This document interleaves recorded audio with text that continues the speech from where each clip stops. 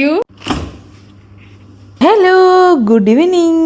അങ്ങനെ ഒരു ഉച്ച സമയം കഴിഞ്ഞിട്ടുണ്ടാവും. ഞാൻ കുക്കിങ്ങിലോട്ടൊക്കെ കടക്കുവാണ്. നാളെ കൊണ്ടുപോകാനുള്ളതും ഇന്ന് നൈറ്റ് ഉള്ളതും ഒക്കെ കുക്ക് ചെയ്യണം. ഖരാമയിൽ പോയ സമയത്ത് വാങ്ങിച്ച കുറച്ച് പച്ചക്കറികളാണ് ഞാൻ ഇന്ന് കുക്ക് ചെയ്യാൻ എടുക്കുന്നത്. എനിക്ക് ചീരയും അവിയലൊക്കെ കഴിക്കാനായിട്ട് ഭയങ്കര ക്രേവിങ്സ് ആയിരുന്നു കേട്ടോ. ഇവിടെ ചീര കിട്ടും, പക്ഷെ ചില സമയത്തൊക്കെ ഒട്ടും ഫ്രഷ് ആവത്തില്ല, വാടി കുഴഞ്ഞിരിക്കും. അതുകൊണ്ട് ഞാൻ അങ്ങനെ വാങ്ങാറില്ല. ലക്കുണ്ടെങ്കിൽ ചിലപ്പോൾ നല്ലത് കിട്ടും. കുറച്ചധികം മാസങ്ങൾക്ക് ശേഷമാണ് ഞങ്ങൾ ചീര കഴിക്കുന്നത്. അപ്പോൾ ഇത് നല്ല തേങ്ങയൊക്കെ ഇട്ട് നല്ല അരപ്പൊക്കെ പെരട്ടി നല്ലൊരു തോരനാക്കി ഇന്ന് വെക്കണം. എൻ്റെ വീട്ടിൽ സ്ഥിരം ഉണ്ടാക്കുന്ന ഒരു ഐറ്റമാണ് ഈ അവിയൽ. പക്ഷേ എനിക്ക് അന്ന് വലിയ പ്രിയമൊന്നുമല്ല. എന്നും ഇവിടെ അവിയലാണോന്നൊക്കെ ഞാൻ ചോദിക്കും. പക്ഷേ ഇവിടെ വന്ന ശേഷം അവിയൽ കഴിക്കാൻ എനിക്ക് ഭയങ്കര കൊതിയായിരുന്നു. മിക്ക ദിവസം ഓൺലൈൻ വഴി ഓർഡർ ചെയ്യാനായിട്ടൊക്കെ ഞങ്ങൾ നോക്കും. പക്ഷേ ഇവിടെ അത്ര അവൈലബിൾ ഒന്നും ആയിരുന്നില്ല ഈ അവിയൽ കിറ്റ്. കരാമയിൽ മിക്കപ്പോൾ പോയാലും അവിയൽ കിറ്റും സാമ്പാർ കിറ്റും ഉണ്ടാവും കേട്ടോ. ഇപ്രാവശ്യം പോയപ്പം ഒരു സാമ്പാർ കിറ്റും എടുത്തു, അവിയൽ കിറ്റും എടുത്തു. എനിക്കിങ്ങനെ ഉണ്ടാക്കിക്കൊണ്ടിരിക്കുമ്പോഴേ കൊതിയായിരുന്നു പെട്ടെന്ന് കഴിക്കാൻ വേണ്ടിയിട്ട്. അരിഞ്ഞ ചീരയെല്ലാം കടുക് വറുത്തിട്ട് അടുപ്പത്താക്കിയിട്ടുണ്ട്. ഇങ്ങനെ നോക്കുമ്പോൾ ഇതിലൊരു കൂമ്പാരം പോലെ തോന്നും. കുറച്ച് കഴിയുമ്പോൾ ഇത് നോർമൽ സ്റ്റേജിലേക്ക് വരും കേട്ടോ. അവിയലൊക്കെ ഒന്ന് ഇളക്കി കൊടുത്തതിന് ശേഷം ഞാൻ സാൽമൺ എടുത്ത് കുറച്ചും കൂടി വെള്ളത്തിൽ ഇടുവാണ്. എന്നിട്ട് അവിയലിനുള്ള അരപ്പെല്ലാം ഒന്ന് അരച്ചെടുക്കാൻ ഞാൻ നോക്കുവാണ്. ചെറിയ ഉള്ളി, വെളുത്തുള്ളി, ജീരകം, മഞ്ഞൾ ഇത്രയും ചേർത്തിട്ടാണ് അരച്ചെടുക്കുന്നത്. ഉള്ളി കുറച്ച് കൂടുതൽ ഇട്ടാൽ നല്ല ടേസ്റ്റ് ഉണ്ടാവും. ഈ കിറ്റിൽ തക്കാളി ഉണ്ടായിരുന്നില്ല. നമ്മൾ നോർമലി തക്കാളി ഇടുമല്ലോ, അതുകൊണ്ട് ഞാൻ തക്കാളി സെപ്പറേറ്റ് ആയിട്ട് ഇട്ടിട്ടുണ്ടായിരുന്നു. ഞാൻ അരപ്പരയ്ക്കാൻ സമയത്ത് 2 പച്ചമുളകും ഇട്ടിട്ടുണ്ടായിരുന്നു. അവിയലായതിനു ശേഷം ഞാൻ വെളിച്ചെണ്ണ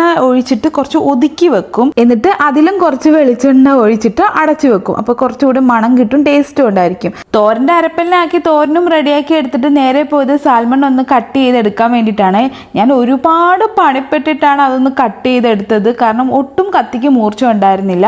ഒരു കത്തി കരാമയിൽ പോയപ്പോൾ മേടിച്ചിരുന്നെങ്കിൽ കൊള്ളായിരുന്നു, ഞാൻ മറന്നുപോയല്ലോ എന്നൊക്കെ ആലോചിച്ചുകൊണ്ടിരിക്കുവായിരുന്നു. എന്നെപ്പോലെ തന്നെ ചേട്ടനും ചിന്തിക്കുമെന്ന് ഞാൻ വിചാരിച്ചതേ ഇല്ല കേട്ടോ. അതെന്താന്നുള്ളത് നമുക്ക് പിന്നെ കാണാം. ഇപ്പൊ ഞാൻ മീനിൽ ഉപ്പും കുരുമുളകും മാത്രം ഇട്ട് വെച്ചിട്ടുണ്ട്. അങ്ങനെ അവസാനം തോരനിൽ വെള്ളമൊക്കെ വെറ്റിയിട്ട് തോരൻ റെഡിയായി. ആ പാനിൽ തന്നെ ഞാനൊരു കുറച്ച് ബട്ടറൊക്കെ ഇട്ടിട്ട് ഫിഷ് ഫ്രൈ ചെയ്യാനായിട്ട് പോവാണ്. ഇതിൽ ഉപ്പും കുരുമുളകും മാത്രമേ യൂസ് ചെയ്യത്തുള്ളൂ. ഇത് പെട്ടെന്ന് വേവുന്ന ഒരു ഫിഷുമാണ് കേട്ടോ. ഇത് ഞാനിങ്ങനെ ഫ്രൈ ചെയ്ത് മാറ്റി വെച്ചിട്ടുണ്ടായിരുന്നു. കാരണം എനിക്ക് ഒരു സ്പെഷ്യൽ റെസിപ്പി ഉണ്ടാക്കാനുണ്ടായിരുന്നു. കുറെ നാളായിട്ട് ഞാൻ ഇത് നോക്കി വെച്ചിട്ടുണ്ടായിരുന്നു. കുറച്ച് സാധനങ്ങളും കൂടി ഇതിന് വേണമായിരുന്നു. ഞാനത് ചേട്ടനെ വിളിച്ച് പറഞ്ഞിട്ടുണ്ടായിരുന്നു, കൊണ്ടുവരാന്ന് പറഞ്ഞു. അതുവരെ വേറെ പണിയൊന്നും ഇല്ലാത്തതുകൊണ്ട് വായി നോക്കാനായിട്ട് ഇറങ്ങിയതാണ്. ഒരു ചായ ആയിട്ട് കുറച്ചു നേരം ഇങ്ങനെ നോക്കി നിൽക്കാൻ നല്ല രസമാണ്. പക്ഷെ ഞാൻ ഇന്ന് ചായ ഒന്നും ഇട്ടിട്ടില്ല. ചേട്ടൻ വന്നിട്ട് ഇടാന്ന് വിചാരിച്ചു. പെട്ടെന്ന് തന്നെ ചേട്ടന്റെ കോൾ വന്നു. ആമസോണിൽ നിന്ന് പുറത്ത് പാക്കേജ് ഇരിപ്പുണ്ട്, അതൊന്ന് പൊട്ടിച്ച് നോക്കാനായിട്ട്. അങ്ങനെ പൊട്ടിച്ച് നോക്കിയപ്പോൾ ബാഗാണ്. രാമേന്നുള്ള ബാഗെല്ലാം നോക്കിയിട്ട് ഓൺലൈൻ വഴി ഓർഡർ ചെയ്ത ബാഗാണ് ഇത്.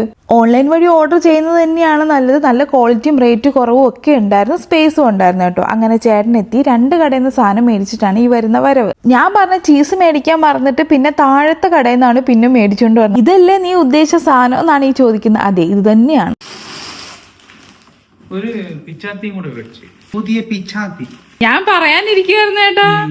കാരണം ഇന്ന് സാൽമൺ പോലും കട്ടാവുന്നില്ല. അത്രയും സോഫ്റ്റ് ഫിഷ്. Thank U.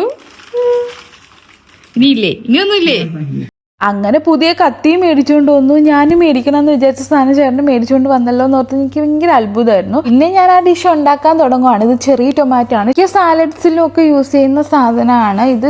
ശരിക്കും ടൊമാറ്റോയുടെ അതേ ടേസ്റ്റ് തന്നെയാണ്. സാധാരണ ഞാൻ ഇതിന് കുരു എടുത്ത് കളയുന്നതാണ്. ഇതിൽ എന്തോ കുരു എടുത്ത് കളയാനാണെന്ന് ഞാൻ ആലോചിക്കുമായിരുന്നു. കാരണം ഇത് കുഞ്ഞു സാധനമല്ലേ. പിന്നെ ഞാൻ നേരത്തെ മാറ്റി വെച്ചിരുന്ന സ്പിനാച്ച് എടുത്തു. ബേബി സ്പിനാച്ചാണ് അതിൽ ഇടുന്നത്. പക്ഷെ എൻ്റെ കയ്യിൽ വലിയ സ്പിനാച്ച് ഉള്ളതുകൊണ്ട് ഞാൻ 3 ആയിട്ട് മുറിച്ചു. പിന്നെ ബട്ടർ ഇട്ടിട്ട് ഗാർലിക്കും ഒക്കെ ഇട്ട് കുറച്ച് വരട്ടി എടുക്കും. ഗാർലിക്ക് ഞാൻ നേരത്തെ തന്നെ ചോപ്പ് ചെയ്ത് വെച്ചിട്ടുണ്ടായിരുന്നു കേട്ടോ. ഇനി നമുക്ക് ചെറിയ ടൊമാറ്റോ ഇട്ട് കൊടുക്കാം. അത് കുറച്ച് നേരം വെന്തതിന് ശേഷം നമുക്ക് അടുത്ത സ്പിനാച്ച് ഇട്ട് കൊടുക്കാം. ഇത് ഇടുന്ന സമയത്ത് ഞാൻ പറയുന്നുണ്ടായിരുന്നു പുളിപ്പ് ഉണ്ടാവോ, അവസാനം ഇത് കഴിക്കാതാവോ, ഇത് സാലഡ്സിനൊക്കെ ഉപയോഗിക്കുന്നുണ്ടോ, പക്ഷെ നമ്മൾ ഇതുവരെ കഴിച്ചിട്ടില്ലല്ലോ എന്ന്.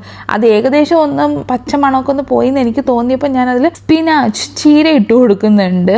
ഡിഷ് മാറിയപ്പോൾ ഞാൻ ജസ്റ്റ് സ്പിനാച്ച് എന്നൊക്കെ അങ്ങ് പറയുവാണ്. ഇത് രണ്ടും ഒന്ന് വെന്ത് വരട്ടെ. കാരണം നമ്മുടെ ചീരയിൽ നിന്ന് കുറച്ച് വെള്ളമൊക്കെ വരും. പിന്നെ നമ്മുടെ തക്കാളിക്ക് ഒന്ന് വേവും. ഇത് കുറച്ച് വെന്തതിന് ശേഷം ഞാൻ ഫ്രഷ് ക്രീം ഇടുവാണ്. 2 പാക്കറ്റാണ് ചേട്ടൻ മേടിച്ചുകൊണ്ട് വന്നത്. അതുകൊണ്ട് ഞാൻ ഇതിന്റെ ഒരു പാക്കറ്റ് കംപ്ലീറ്റ് ഇട്ടു. ഇതിന്റെ ഈ പുളിപ്പും ക്രീമും ഇതെല്ലാം കൂടി എന്താ ഇത് ഉണ്ടാക്കി വെക്കുന്നതെന്നൊക്കെയായിരുന്നു ചേട്ടൻ ചോദിച്ചുകൊണ്ടിരിക്കുന്നത്. ഇതൊക്കെ നമുക്ക് കഴിക്കാൻ പറ്റുന്ന സാധനങ്ങൾ തന്നെയാണോ, ടേസ്റ്റ് ഉണ്ടാവും എന്നൊക്കെ ഉള്ളൊരു കൺഫ്യൂഷൻ ഉണ്ടായിരുന്നു. ഇനി വല്ല ചിക്കൻ അസാഡ പോലത്തെ എന്തെങ്കിലും സാധനമാണോ ഈ ഉണ്ടാക്കി വെക്കുന്നതെന്നൊക്കെയായിരുന്നു ചോദിച്ചുകൊണ്ടിരുന്നത്. കുറച്ച് ചീസും കൂടി ഇട്ട ശേഷം ഞാൻ ഫിഷ് അങ്ങ് എടുത്ത് ഇടുവാണ്. കാണുമ്പോൾ നമ്മളൊരു ക്രീമി പാസ്ത ആ ഒരു ടൈപ്പാണ് തോന്നുന്നത്. കാരണം ക്രീമും ചീസും ഒക്കെ ആണല്ലോ ഇതിൽ ഇൻഗ്രീഡിയന്റ് ആയിട്ടൊക്കെ വരുന്നത്. വിചാരിച്ച പോലെയല്ല, അടിപൊളിയായിരുന്നു സംഭവം, ഒരു രക്ഷയില്ല. കാരണം നല്ലൊരു ക്രീമി പാസ്ത ഒക്കെ കഴിക്കുന്ന വേറെ എന്തോ ഒരു ടേസ്റ്റ്. അതിന്റെ തക്കാളിയുടെ ആ ഒരു പുളിപ്പും ഒക്കെ കഴിക്കാൻ നല്ല ടേസ്റ്റ് ഉണ്ടായിരുന്നു. ഞാൻ അപ്പോഴും തന്നെ കുറച്ച് ടേസ്റ്റ് ചെയ്ത് നോക്കിയിട്ടുണ്ടായിരുന്നു. അപ്പൊ നമുക്ക് ഇങ്ങനെ ടെംപ്റ്റേഷൻ വരുമല്ലോ, പിന്നെയും കഴിക്കും. പിന്നെ ഞാൻ പതിയെ മാറ്റി വെച്ചു. അത്രയ്ക്ക് അടിപൊളി സാധനമായിരുന്നു. പിന്നെ പാക്കറ്റ് ചപ്പാത്തി മേടിച്ചുകൊണ്ട് വന്നിട്ടുണ്ടായിരുന്നു, അതും ഉണ്ടാക്കി. കാരണം എനിക്ക് ചപ്പാത്തി ഉണ്ടാക്കാനുള്ള സമയം കിട്ടിയില്ല. പിന്നെ ചേട്ടൻ പെട്ടെന്ന് ചായയൊക്കെ ഇട്ടു. കാരണം വന്നപ്പോൾ തന്നെ നല്ല തലവേദന എനിക്കും ഉണ്ടായിരുന്നു, ചേട്ടനും ഉണ്ടായിരുന്നു. അങ്ങനെ ഉണ്ടാക്കിയ സാധനങ്ങളെല്ലാം കൊണ്ടുവന്ന് ഞാൻ മേശപ്പുറത്ത് വെക്കുവാണ്. ഇനി അടുത്തത് ഫുഡിന്റെ ഒരു റിവ്യൂ ആണ് എടുക്കാൻ പോകുന്നത്. ഇങ്ങനെ പുതിയ ഓരോന്ന് പരീക്ഷിച്ചുകൊണ്ടിരിക്കാൻ എനിക്ക് ഇഷ്ടമാണ്. ഞാൻ വീട്ടിലുണ്ടായിരുന്ന സമയത്ത് ഇത് തന്നെയായിരുന്നു എന്റെ പരിപാടി. ഇടയ്ക്കും പുറക്കൊക്കെ ഞാൻ ഇങ്ങനെ എന്തെങ്കിലുമൊക്കെ പരീക്ഷിച്ചിട്ട് വീട്ടുകാർക്ക് കൊടുക്കും. ഇതുവരെ അവർക്ക് ഒരു അപകടവും പറ്റിയിട്ടില്ല കേട്ടോ. അവർക്കൊക്കെ ഇഷ്ടപ്പെട്ടിട്ടേ ഉണ്ടായിരുന്നുള്ളൂ. അങ്ങനെ വലിയ പാളിപ്പോയാലും റിപ്പയർ ചെയ്ത് കഴിക്കാനൊക്കെ പറ്റും. അങ്ങനെ ഭയങ്കര സന്തോഷത്തോടു കൂടി ഞാനത് വിളമ്പുവാണ്. ഇനി ജിതീഷേട്ടൻ്റെ ഊഴാണ്. ചേട്ടൻ കഴിച്ചുകൊണ്ടിരിക്കുന്ന മാത്രമേ ഉള്ളൂ, ഒന്നും മിണ്ടുന്നില്ല. സാധാരണ കഴിക്കുന്നതിൻ്റെ ഇടയ്ക്ക് തന്നെ എന്തെങ്കിലും പറയുമായിരുന്നു, കൊള്ളാം, നല്ല അടിപൊളിയായിട്ടുണ്ട്. ഇതൊന്നും കുറേ സമയത്തൊക്കെ ഇത് എന്തെങ്കിലും പറയാമെന്ന് ഞാൻ ഇങ്ങനെ ചോദിച്ചുകൊണ്ടിരിക്കുകയായിരുന്നു. ഒന്നും മിണ്ടുന്നില്ല. പിന്നെ ലാസ്റ്റ് കൊള്ളാം, കുഴപ്പമില്ല, നല്ല ക്രീമി ആയിട്ടുണ്ടെന്നൊക്കെ പറഞ്ഞു. ഇത് റൈസിന്റെ കൂട്ടത്തും ആൾക്കാർ കഴിക്കുന്നത് ഞാൻ കണ്ടു. ഞങ്ങൾ ചപ്പാത്തി ആയിട്ടാണ് കഴിച്ചത്. നാളത്തേനും കുറച്ച് വെച്ചേക്കാൻ പറഞ്ഞപ്പോഴത്തേക്ക് ഇത് ഇന്ന് തന്നെ എനിക്ക് തികയത്തില്ല, പിന്നെയാണോ നാളെ ബ്രെഡ് ഉണ്ട്, ഞാനത് ഓംലേറ്റ് അടിച്ച് കഴിച്ചോളാം എന്നൊക്കെ പറഞ്ഞിട്ട് ചേട്ടത്ത് ഫുൾ അകത്താക്കി. പിന്നെ ഞാൻ ഇത് ഉണ്ടാക്കുന്ന സമയത്ത് ലാസ്റ്റ് കുരുമുളകും കൂടി ഇട്ടിട്ടുണ്ടായിരുന്നു. ജസ്റ്റ് ഒരു എരിക്ക് വേണ്ടി, വലിയ എരിവൊന്നും ഉണ്ടായിരുന്നില്ല. അപ്പോൾ അടുത്ത വീട്ടിൽ കാണാം. ടാറ്റാ.